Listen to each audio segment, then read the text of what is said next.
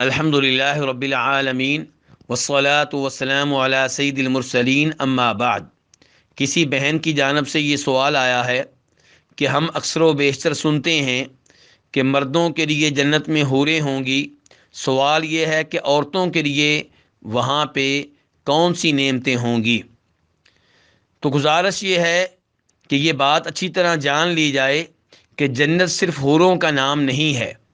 بلکہ نبی کریم صلی اللہ علیہ وسلم ارشاد فرماتے ہیں جنت میں وہ نعمتیں ہیں جو کسی انسان نے کبھی سوچی بھی نہیں، جو کسی انسان کے دل میں کبھی آ نہیں سکتی، جن کا کوئی انسان تصور بھی نہیں کر سکتا۔ جنت میں وہ نعمتیں ہیں جو کسی آنکھ نے کبھی بھی دیکھی نہیں، جنت میں وہ نعمتیں ہیں جو کسی کان نے کبھی سنی بھی نہیں۔ تو جنت کی نعمتیں انسان شمار نہیں کر سکتا، اور یہ بے شمار نعمتیں جیسے مردوں کے لیے ہیں ایسے ہی عورتوں کے لیے بھی ہیں۔ اور اس سے بھی بڑی بات یہ ہے کہ عام اصول ہے جو اللہ تعالیٰ نے بیان کیا ہے، وَلَكُمْ فِيهَا مَا تَشْتَهِي أَنفُسُكُمْ وَلَكُمْ فِيهَا مَا تَدَّعُونَ، کہ تمہارے لیے جنت میں وہ سب کچھ ہے جو تمہارے دل چاہیں گے، اور تمہارے لیے جنت میں وہ سب کچھ ہے جو تم مانگو گے۔ اس میں کوئی شک و شبہ نہیں ہے کہ مردوں کو جنت میں حوریں ملیں گی، جبکہ عورتوں کو جنت میں وہی شوہر ملے گا جس کے ساتھ وہ دنیا میں زندگی گزارتی رہیں۔ شرط یہ ہے کہ وہ شوہر بھی جنت میں پہنچ چکا ہو، اور اگر کسی عورت نے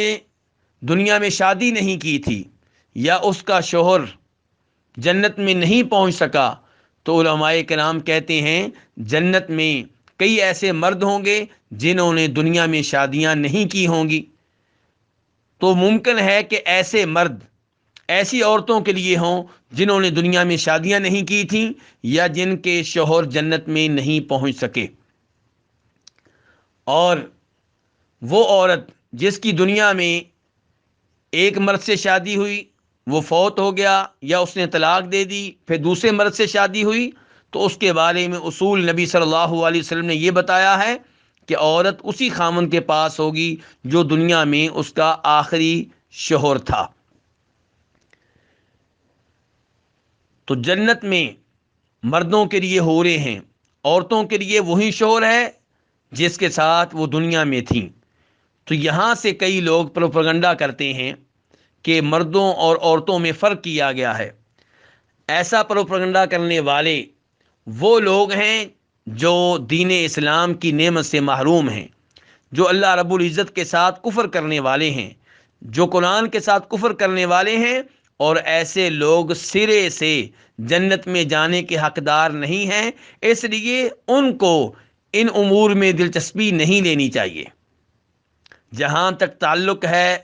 ان پاک باز عورتوں کا، پاک دامن عورتوں کا، مومن عورتوں کا جنہوں نے جنت میں جانا ہے، تو انہیں یہ معلوم ہونا چاہیے کہ ہر پاک دامن عورت صرف ایک شوہر کو چاہتی ہے،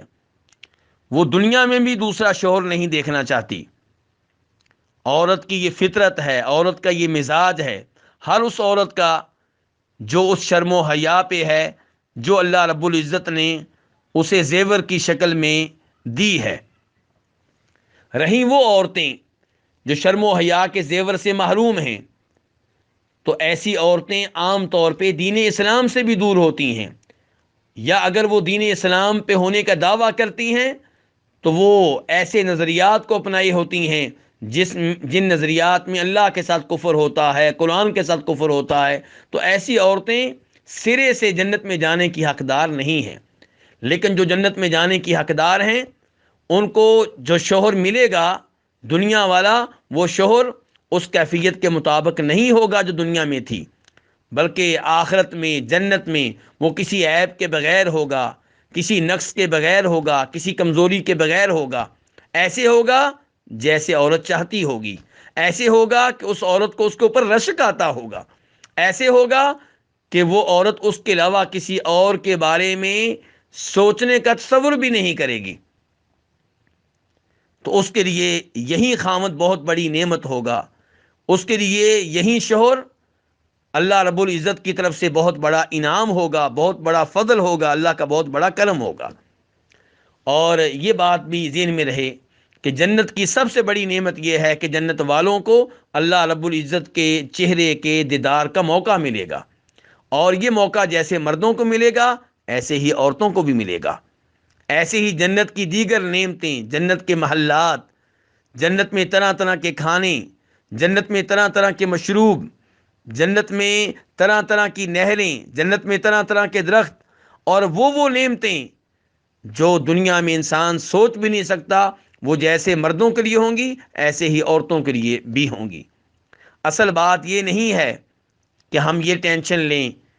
کہ مسلمان عورت کو وہاں پہ ایک ہی خاوند ملے گا۔ اصل ٹینشن لینے والی یہ ہے کہ وہ کون سے اعمال ہیں جن کے ذریعے ہماری یہ بہنیں، ہماری یہ بیٹیاں، ہماری یہ مائیں جنت میں پہنچ سکتی ہیں،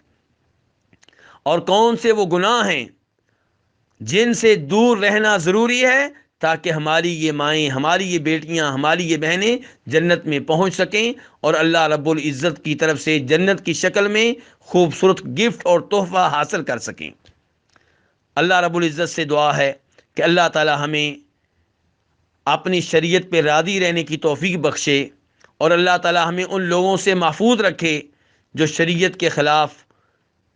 طرح طرح کی باتیں کرتے ہیں، دین پہ طرح طرح کے اعتراض کرتے ہیں۔ اللہ رب العزت ہمیں ایسے لوگوں سے، ایسے شیطانوں سے محفوظ رکھے، اور اللہ تعالی ہمیں اپنا پاک باز اور پاک دامن اور اپنے فیصلوں پہ راضی رہنے والا عظیم انسان بنا دے، اور ہماری ماؤں بہنوں کو عظیم عورت بنا دے۔ وآخر دعوانا ان الحمد للہ رب العالمین۔